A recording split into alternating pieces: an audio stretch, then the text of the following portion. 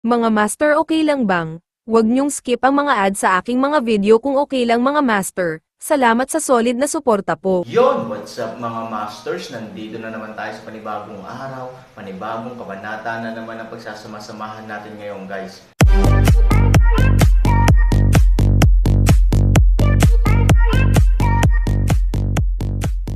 Bali mga masters, kung bago ka pa lang po sa aking YouTube channel, please click the subscribe button, lalong-lalo na po yung notification bell guys, para maging connected pa rin tayo sa isa't isa at maging updated kayo sa mga susunod ko pang video.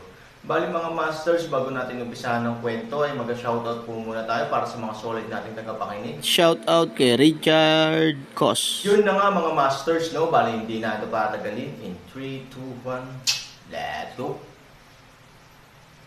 Bahagyang ngumiti si Zuang, you are welcome. Desidido lang si Mr. Zuang na makuha ang bagay na ito. Kung tutuusin, maaari kang kumita ng pera kung nawalan ka ng pera, ngunit sa sandaling makaligtaan mo ang ilang mga kayamanan, mamimiss mo ang mga ito magpakailanman. Gusto rin ni Zuang na ibigay ang kayamanang ito sa kanyang asawa. Alam mo rin na ang kakayahan ng babaeng ito na protektahan ang kanyang sarili ay napakakatamtaman. Kung siya ay protektado ng gayong mga kayamanan, ito ay magiging panatag. I can't help it. My own women don't pet themselves, so let others do it. Si Han Sanchen ay tumawa ng malakas, ito shit, ang mga gawain ay talagang patong-patong, at ang ina ng lungsod ay marunong maglaro. Gumamit muna ng mga agresibong pamamaraan sa iyong sarili, nabubunutin pa ang pagbabalat kayo ng isang babae. Ito ay malinaw na nagsasabi sa lahat na kung hindi mo bibilhin ang bagay na ito, ikaw ay hindi isang babaeng nagmamahal sa iyo ng sapat. Ang paghampas ng ahas at pagtama ng 7 pulgada, kitang-kita na ang apelyidong Zuang ay halos kasing talino ni Luo Jin, at nalaman niyang mahal na mahal ni Han Sanchen si Su Yingxia pagkatapos ng halos ilang hampas.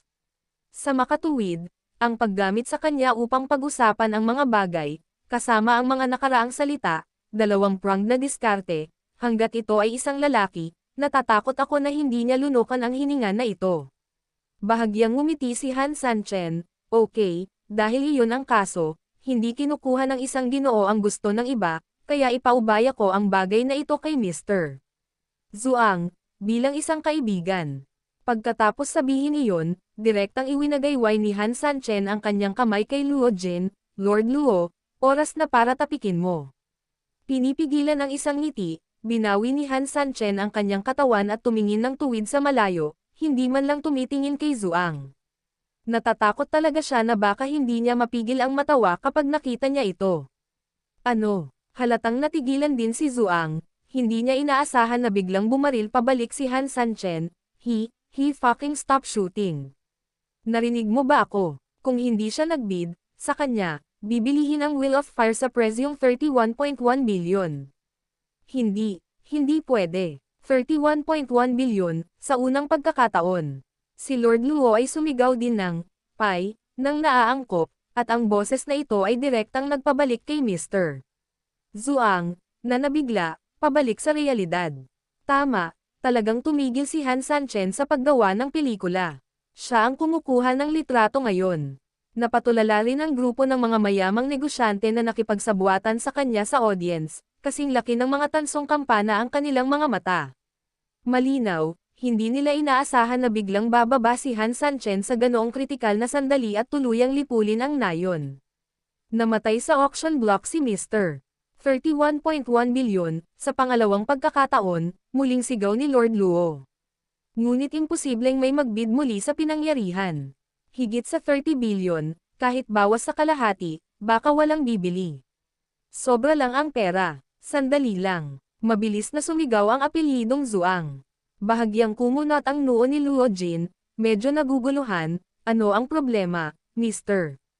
Zuang? Ang may apelyidong Zuang ay tumingin kay Han Sanchen, at sinabing hindi sinasadya, mahal na panauhin, balak mo ba talagang ipagpatuloy ang pakikipaglaro kay Zuang? Wala siyang lakas ng loob. Matagal ko nang sinabi, pumunta lang siya dito para magpanggap. Ngayong sobra na ang pera, hindi na niya kayang magpanggap. Damn, what a poke.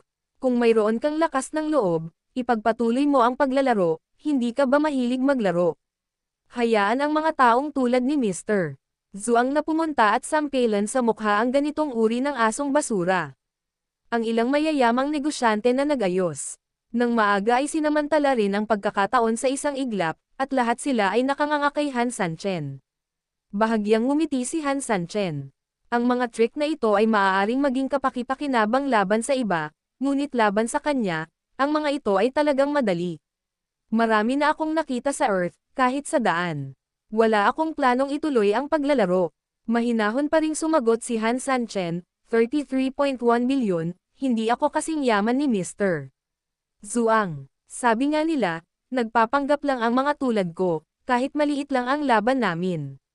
Sa sobrang dami ng pera, hindi ko na talaga maituloy ang pagpapanggap. Lord Luo, maaari ka nang magpatuloy. Hindi mo kailangang tapakan ang iyong poster. Inilagay ni Han Sanchen ang kanyang poster ng napakababa, direktang hinahayaan ang karamihan na walang mapag-alitan. Ang apelyidong Zuang ay mapula ang mukha, mahigit 30 bilyon, hindi masasabing hindi niya ito mailabas, masasabing muntik na niyang ibenta ang kanyang ari-arian. At kapag naibenta na ang ari-arian ng pamilya, ang sariling pananalapi ay katumbas ng pagkawala ng kakayahang gumawa ng dugo. Para sa apelyidong Zuang, ito ay halos katumbas ng pagtatapos ng ikalawang kalahati ng kanyang buhay ng maaga sa schedule. Nagsisi siya, ayaw niya, gusto niyang sumikat at kumita ng malaki, pero sa huli, hindi mawawalan ng bigas ang pagnanakaw ng manok. Kung alam niya ito ng mas maaga, hindi niya dapat tinaasan ang presyo. Okay, 31.1 billion for the third time, I announced that it is. Teka, biglang nagsalita ulit si Han Sanchen. Nang marinig ito, ang buong taong pinangalan ng Zuang ay tuwang-tuwa, na parabang nakahawak siya ng isang legal iligtas buhay na dayami. Pagkatapos, tumingin siya kay Han Sanchen ng may pananabik. Ngumiti si Han Sanchen at sinabing, 3 bilyon, sa totoo lang, napakarami. Well, ngayon ko lang sinabi na nakipagkaibigan ako kay Mr. Zuang. Sabi ko fraction of 1.1 billion, pero feeling ko mababa ang tingin ko kay Mr. Zuang. Well, kapag natapos na, ililibre ko si Mr. Zuang ng pagkain. Pagkatapos sabihin iyon, hinayla ni Han Sanchen si Ivory pabalik sa kanyang upuan. Nagulat ang lalaking may apelyidong Zuang, nang makitang tapos na ang pangkalahatang sitwasyon, ang kanyang buong katawan ay parang isang bowl ang impes, at bigla itong bumagsak sa lupa. Gumawa ng deal. Hindi rin malabo si Luo Jin, at direktang sinampal ang martilyo upang itakda ang tono. Nang makita ang sitwasyong ito, ang barkada ng mayayamang negosyante na nakipagsabuatan sa isa't isa ay sama-samang tumalikod at nagkalat, sa takot na magkaroon ng anumang gulo. At ang mga tao sa ibaba, na hindi alam ang katotohanan, ay masaya pa ring nagsasaya nang makita nila ang lalaking may apelyidong Zuang na iniluwa sila. Ito ay nakabuo ng isang malakas na kaibahan kay G. Zuang na sobrang bitter sa entablado. Paano siya magiging masaya kung halos mawalan siya ng kapalaran ng sabay-sabay? Nagpakawala ng mahabang hininga si Su Yingxia, nag-aalala talaga ako na makikipagkompetensya ka sa kanya. Sa totoo lang, kahit may pera tayo, hindi natin gagastusin ng ganito. Tumanggo si Han Sanchen. Sa katunayan, ang Will of Fire ay talagang isang magandang bagay. Kung bibilhin mo ito para kay Ivory, talagang makakatulong ito sa kanya na makakuha ng magandang promosyon. Ngunit ang lahat ay may ilalim na linya. Higit pa rito, ang apelyidong Zuang ay sadyang nagdulot ng kaguluhan dito. Kung hindi mo pinamamahalaan ang taong ito, maaaring isuko ni Han Sanchen ang huling 3 bagay. Sa makatuwid, ang pagsasakripisyo sa Will of Fire ay kinakailangan. Don't worry, I can be the kind of person who easy to negotiate, but I am definitely not the kind who are easy to bully. Kung gusto niyang tumayo sa ulo ko at umihi, kailangan niyang tingnan kung karapat-dapat siya. Ang 300 bilyon ay sapat na para sa sino mang uminom ng isang palayok. Kahit na ang isang tulad ni Han Sanchen na madaling nakakuha ng pera ay mahihirapan. Gayunpaman, ang Will of Fire ay talagang isang magandang bagay. Kung maaari mong makuha ito, dapat mong makuha ito hanggat maaari. Biglang tumawa ulit si Han Sanchen. Umiling si Ivory, hindi naman kailangan, masyadong mahal. Ngumiti si Han Sanchen at sinabing, huwag kang mag-alala, tiyak na kukunin ko ang bagay na ito pagkatapos kong sabihin ito. Nagpicture-picture na lahat, so ano pang gusto mo? Alisin mo. Ihahatid niya ako. Mahiwagang ngumiti si Han Sanchen. Mabilis na muling isinara ang komedya ng unang eksena. Kaagad pagkatapos, ang pangalawang kayamanan ay inilabas din. Isang isip, mukhang maganda ito, maraming tao ang nagkamot ng ulo, ngunit walang interes si Han Sanchen.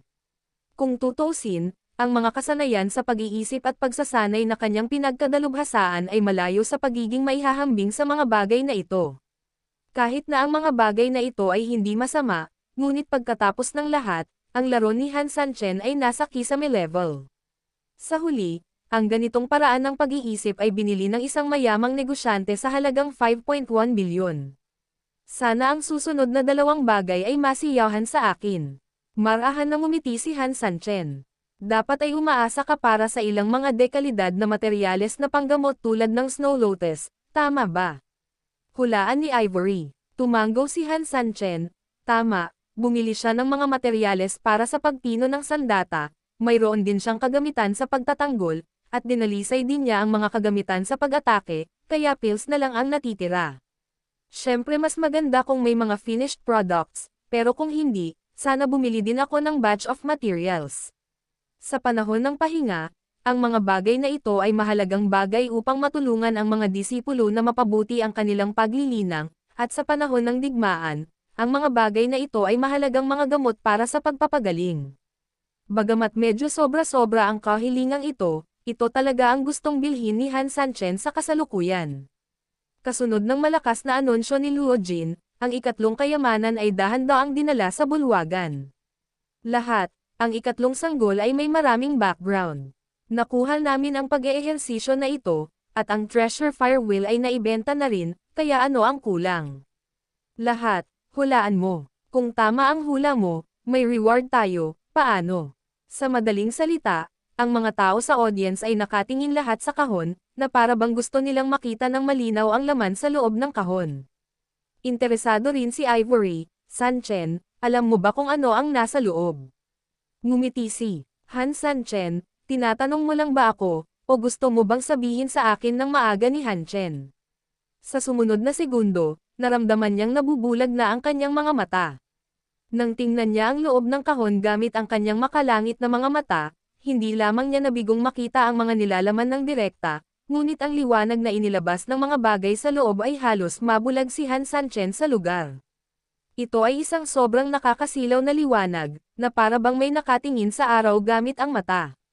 Sa isang iglap lang, diretsyong nakakasilaw ang mata ng mga tao. Mabilis na binawi ni Han Sanchen ang kanyang mga mata, dam. Anong problema? Nag-aalalang tanong ni Ivory. Sumimangot si Han Sanchen, hindi ko makita kung ano ang nasa loob, ngunit ang liwanag sa loob ay maaaring direktang mawala ang aking mata sa kalangitan sa isang iglap. So matalino. Nilinggan ni Ivory ang kahon, ngunit ang nagparamdam sa kanya ng kakaiba ay ang pagiging maingat niya, ngunit ang kahon ay hindi katulad ng sitwasyon ni Han Sanchen. Sa kabaligtaran, ang buong kahon ay walang espesyal, hindi banggitin ang nakakasilaw na liwanag, kahit kaunting liwanag, hindi niya ito naramdaman. Pumikit din si Han Sanchen. Siya ay tumingin ng normal, ngunit nakita na ang kahon ay talagang hindi naiiba sa mga ordinaryong kahon.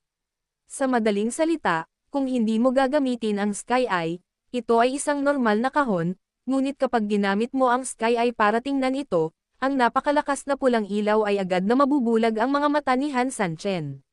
Medyo kakaiba, sabi ni Han Sanchen. Ang pamamaraan ng Sky Eye ay maaaring theoretically nakakakita ng maraming malalalim na bagay, ngunit si Han Sanchen mismo ay hindi inaasahan ang ganitong uri ng kontra pangkaraniwang bagay. Ito rin ay talagang kakaiba. Ngumiti si Han Sanchen, ang bagay na ito, sa totoo lang, anuman ito, gusto kong bilhin ito.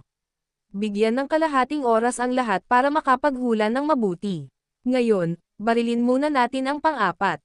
Matapos ang mga salita ay bumagsak, isang grupo ng mga subordinate ang dumating mula sa madla na nagtutulak ng isang napakalaking kahon. Kung ikukumpara sa naunang tatlo, ang huling anti-FUD na ito ay isang higanti, mga 5 metro ang taas at 7 metro ang haba, parang lalagyan, ngunit ito ay makaluma at ganap na gawa sa kahoy. Young Master, dumating na po ang mga gamit namin. Sa panig ng pamilya Go, halos nang makita nila ito, agad na nagningning ang kanilang mga mata. Young Master, sa pagkakataong ito, kailangan na nating alisin. Pero parang napakalaki ng dami, pwede ba nating kainin? Kumunat ang noo ni Guchu, at pagkatapos ay naglabas ng token sa kanyang bulsa, kunin mo kaagad ang token na ito at pumunta sa bangko sa Yetian City para hanapin si Boss Wu. Sabi ni Itay, kung wala tayong sapat na pera, sa token na ito, maaari tayong pansamantalang makakuha ng pera sa bangko. Ayon sa reputasyon ng pamilya Go, ang paghiram ng pera mismo ay hindi mahirap, bukod pa sa espesyal na token ng may-ari ng pamilyang Go. Kinuha ng subordinate ang token at agad na binawi, gagawin ng subordinate na ito ngayon. Nang makitang umalis ang kanyang mga nasasakupan, alam na alam ng iba na gagastos ng malaking pera ang kanyang young master sa pagkakataong ito. Ang taong iyon ay hindi kumilos ngayon lamang, at siya ay tinutokso rin ni Boss Suang noon, kaya siya ay tila isang mababang loob na tao, at pagkatapos na kumuha ng napakaraming bagay, malamang nawala siyang gaanong pera. Oo, hindi ko talaga akalain na ang taong tinuring nating alipin sa simula ay talagang isang mayamang Panginoon. Pero kung iisipin, dahil sa napakaraming pera niya ay ayaw niyang ibigay ang lahat ng pera para tabyusan ang sarili niya. Panipi-panipi, may foresight pa rin si Young Master. Buti na lang at hindi namin sinaktan ang taong iyon. Sana hindi siya makipagtalo sa amin dahil hindi naman namin siya nasaktan. Nakinig si Guchu sa kanyang mga nasasakupan at tumingin kay Han Sanchen. Sa paghusga sa kasalukuyang sitwasyon, posibleng hindi na kumilos si Han Sanchen. Ngunit sino ang nakakaalam kung ang taong ito ay hindi interesado sa huling dalawang bagay? Sana, bumantong hininga si Guchu, gayunpaman, kung talagang gusto niyang makipag-away sa atin, tiyak na hindi magiging magalang si Go sa kanya. Kung hindi, hanggang sa isang espesyal na sandali, talagang ayaw ni Guchu na kumilos gamit ang token ng kanyang ama. Kung tutuusin, pinamunuan na niya ang koponan sa kanyang sarili, kaya pinakamahusay na huwag gamitin ang kanyang pamilya kung kaya niya. Hindi ko sasabihin sa iyo ang tungkol sa ikaapat na kayamanan, halika rito, buksan mo ang kahon at ipakita sa lahat ng mga kilalang bisita kung ano ang magagandang bagay na iyon. Yun na nga mga masters, no? Bali panibagong kabanata na naman yung natapos natin ngayong gabi. Muli, maraming salamat po talaga sa walang sawang suporta po sa aking YouTube channel na talagang inaabangan nyo po ang bawat upload ko po. Bali mga masters, magkita-kita ulit po tayo bukas ng gabi at ngayon po ay magpapaalam po muna tayo. Bali mga masters, bye-bye!